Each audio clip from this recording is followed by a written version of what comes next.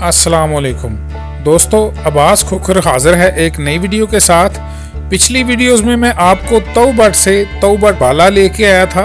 इस वक्त आप जो नीचे ये छोटा सा खूबसूरत गांव देख रहे हैं, ये तौबट बाला है और ये तौबट से 4 किलोमीटर आगे घने जंगल में वाक़या है। इंतहाई खूबसूरत गांव है ये, मगर यहाँ पहुँचने के लिए या तो आपको तौबट से यहाँ तक पैदल आना पड़ता है या फिर वहाँ से जीप रेंट पे लेनी पड़ती है।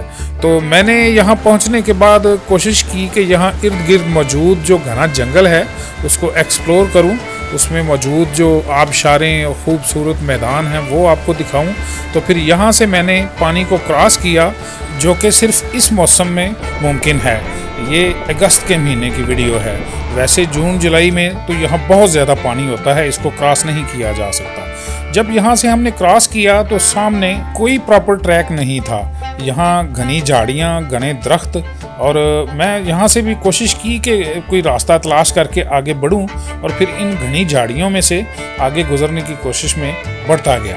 तो कुछ आगे बढ़े तो आगे खेत थे, जो खेती बाड़ी के लिए कुछ हमवार ज़मीन है। यहाँ इसे लोग सीज़न में खेती बाड़ी के लिए इस्तेमाल करते हैं। ज़्यादातर इस इलाके में आलू की काश्त होती है। आलू और मकई ये यहाँ की दो फसलें हैं।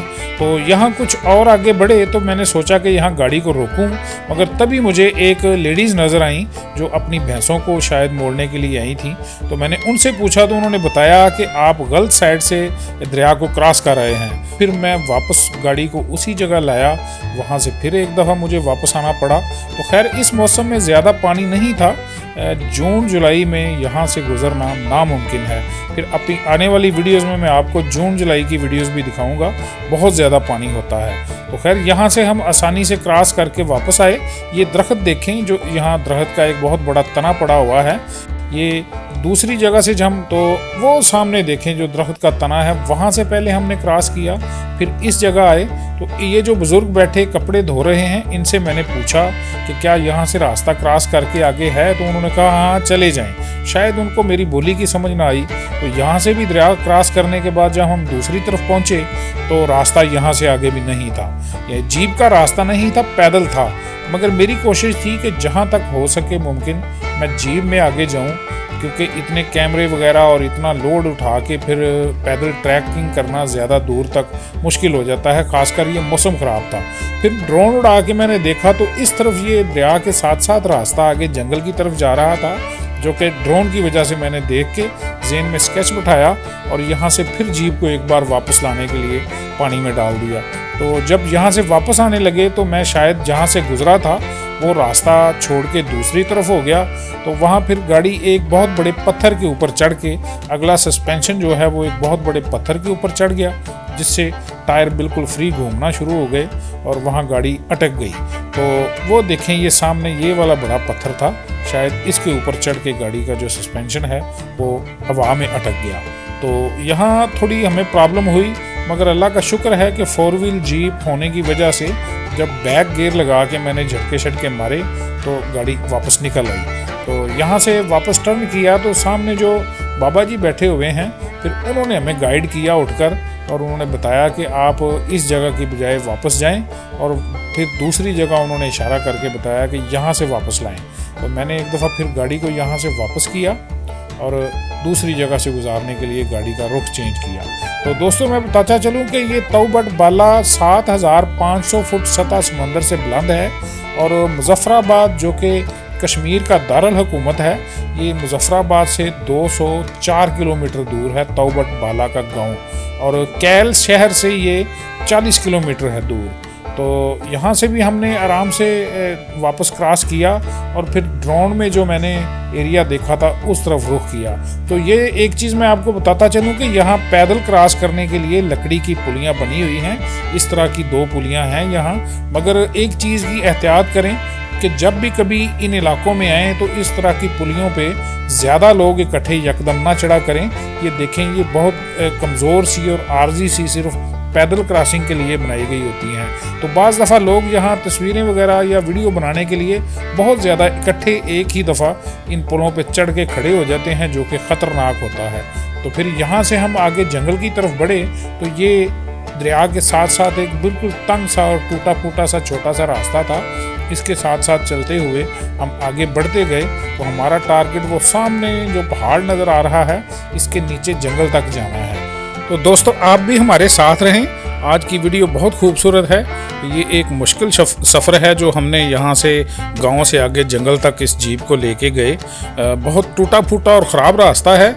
ये भी मुमकिन इसलिए हुआ कि ये मौसम जून का नहीं है। अगर जून का महीना होता तो फिर यहाँ इस वक्त जहाँ जीप आ चुकी है ये सारा पानी ही पानी होता है। तो इस मौसम में चूँकि पानी थोड़ा कम था इसलिए फिर यहाँ से आगे गुजरना हमारे लिए मुमकिन हो सका। तो यहाँ भी बहुत बड़े बड़े पत्थर थे, बड़ी एहतियात से यहाँ से जीप गुजारना पड़ी क्योंकि ये जो बड़ा पत्थर पड़ा है अगर इसका पिछले टायर को थोड़ा टच हो जाता तो गाड़ी के ऊपर वज़न भी काफ़ी है, फिर उस सूरत में टायर ब्लास्ट होने से बहुत प्रॉब्लम हो जाती है। तो बहुत ज़्यादा एहतियात करनी पड़ती है इन इलाकों में सफ़र करते हुए। खुदा न खास्ता कोई प्रॉब्लम हो जाए तो फिर यहाँ जल्दी कोई मैकेनिक वगैरह या सस्ता सामान वगैरह नहीं मिलता। तो यहाँ से दरिया के साथ साथ हम आगे बढ़ते रहे। देखें आप मनाज़र देखें कैसे खूबसूरत हैं। तौबट बाला का ये जंगल इंतहाई खूबसूरत जंगल है और नेचुरल अपनी हालत में है अभी तक। यहाँ इंसानी तोड़ फोड़ और दरख्तों की कटाई और ये नहीं हुई। ये जैसा भी है अभी तक अपनी कुदरती हालत में पड़ा हुआ है। तो खैर यहाँ से इस रास्ते पे हम आगे बढ़ते रहे। मेरी कोशिश थी कि इस पूरे जंगल को मैं एक्सप्लोर कर सकूं, जहाँ तक हो सके गाड़ी भी ले जा सकूं ताकि जीपर्स जब इस इलाके में आएँ या बाइक्स पे आएँ तो फुल एडवेंचर। तो दोस्तों इतना लंबा सफ़र करके इंसान यहाँ पहुँचे और फिर तौबट से यहाँ को 5-6 किलोमीटर आगे ना आए और इस खूबसूरत और नेचुरल अपनी कुदरती हालत में पड़े हुए इस छोटे से खित्ते को अगर ना देख सके तो मेरा ख्याल है कि उसने अपना सफ़र ही ज़ाया किया। तो चलें हमारे साथ रहें। यहाँ तक पहुँचते पहुँचते घने बादल छा गए। यह इस इलाके में बस यही है कि बारिश कभी भी अचानक हो जाती है। अचानक मौसम साफ़ होता है, बादल आते हैं और फिर बारिश होना शुरू हो जाती है। तो घने बादल छा गए और मेरी कोशिश थी कि स्पीड से मैं जल्दी निकलूँ ताकि जितनी हो सके मैं बारिश से पहले रिकॉर्डिंग बना लूँ, क्योंकि यहाँ का मौसम ऐसे ही होता है जब मर्जी यहाँ बारिश होना शुरू हो जाती है और मौसम ख़राब हो जाता है। तो स्पीड से हम आगे बढ़ते जा रहे थे और जंगल में जितना मेरी कोशिश थी कि आगे हो सके मैं गाड़ी को लेके जाऊं और उससे आगे फिर हम पैदल ट्रैकिंग करेंगे और जहां तक इसका आखिरी हमारे कश्मीर का आखिरी सिरा है वहां तक हम ट्रैकिंग करते हुए आपको ये पूरा जंगल दिखाएंगे। तो इसमें छुपी हुई खूबसूरत आबशारें भी हैं, इसमें नदियां नाले भी हैं, पुलें हैं लकड़ी की, फिर घास के मैदान हैं। बहुत खूबसूरत जंगल है। मगर यहाँ पहुँच के मैंने देखा तो आगे एक बहुत बड़ा खड्डा था। सामने वाली साइड से कुछ लड़के मोटरसाइकिलों पे, ये लाहौर के लड़के थे, ये वापस आ रहे थे। तो मैंने सोचा कि इनसे रुक के पहले पूछ लिया जाए कि आगे क्या पोजीशन है।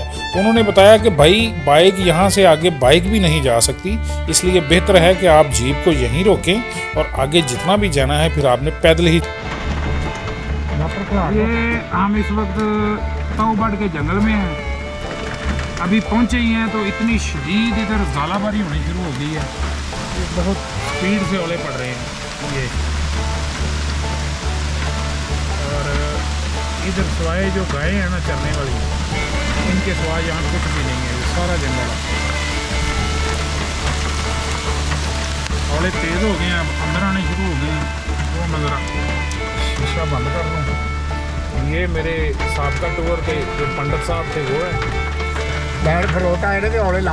ये मैं हूँ, ये हमारी गाड़ी है और ये हम एडवेंचर कर रहे हैं। तो दोस्तों तौबट बाला का ये घना जंगल, इसमें बारिश और फिर खूब ठंड हो गई अचानक। थोड़ा सा बारिश ने वक्फा दिया तो दूर हमें नज़र आया कि कुछ लोग आग जलाकर ताप रहे थे क्योंकि यहाँ बहुत ज़्यादा ठंड हो जाती है।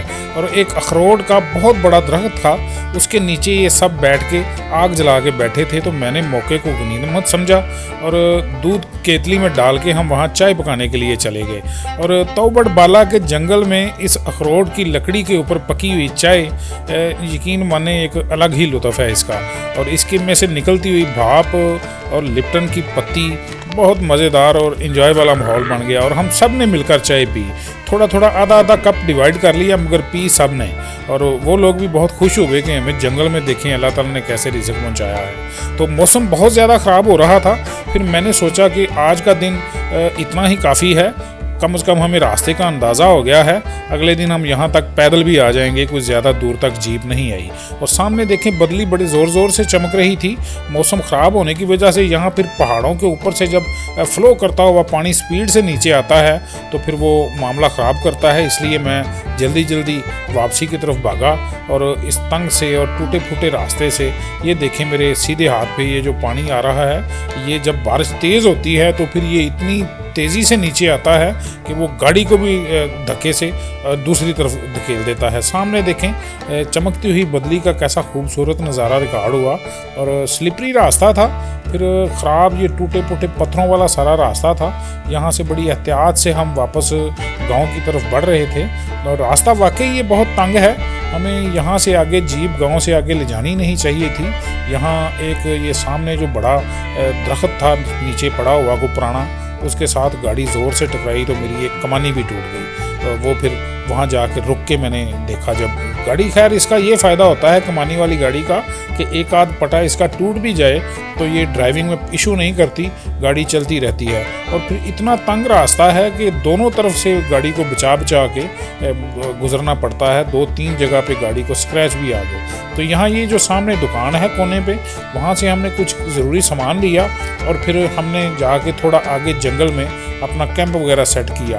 कैंप लगाने के लिए हमें थोड़ा टाइम मिल गया तो वो हमने जल्दी नीचे भी शापर बिछाया, उसके ऊपर फिर खैमा लगाया, खैमे के ऊपर फिर शापर डाला क्योंकि यहाँ पता कोई नहीं कि बारिश कब तक होती रहे। और ये अक्सर इन इलाकों में जब बारिश होती है तो फिर 2-2 दिन तक भी मुसलसल बारिश होती रहती है। हमने अपने बिस्तर वगैरह निकाल के अंदर रखे और फिर थोड़ा बारिश का वक्फे का इंतज़ार करने लगे ताकि थोड़ा टाइम मिल जाए तो हम खाना शाना पका लें। तो खाना भी हमने खुद ही अपना पकाना होता है जंगल में। तो यहाँ देखें ये बहुत खूबसूरत जो साथ दरिया बह रहा था, तो खाना शाना पकाने के चक्कर में हमें रात हो गई, अंधेरा हो गया। फिर मैंने बड़ी लाइट निकाल के ये दरख्त के साथ लगाई। ये अपने सफ़र में मैं ज़रूर साथ रखता हूँ। ये सिर्फ हमारी लाइट की रोशनी है इस वक्त, इसके अलावा जंगल में कोई चीज़ नहीं है। ठीक है, ये आगे आ गया पज मच्छियां दा लावे ए कंडे कंडे हीर ढोलदा कहंदा बाबा दाची यार दी नजर ना आवे ते उड़दी धूड़ दिसदी। ए पीछे सारा जंगल है, कंडे कंडे।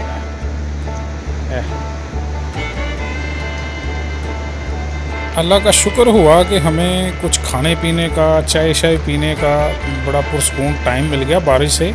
उसके बाद फिर 36 घंटे हमें इस कैद में गुजारना पड़े। 36 घंटे मुसलसल बारिश हुई। तो खाना शाना हमारे पास हर चीज़ मौजूद है। गाड़ी के ऊपर से ला के मैंने पूरा शापर डाला हुआ था। खैमे के बाहर निकल के गाड़ी से कोई चीज़ लेना होती तो दुश्वारी ना होती। और खैमे को लगाया भी ऐसी जगह जाता है जहाँ पे पानी ना आ सके, तो ऊंची जगह पे देख के ना, तो बेहतरीन ये 36 घंटे गुजरे।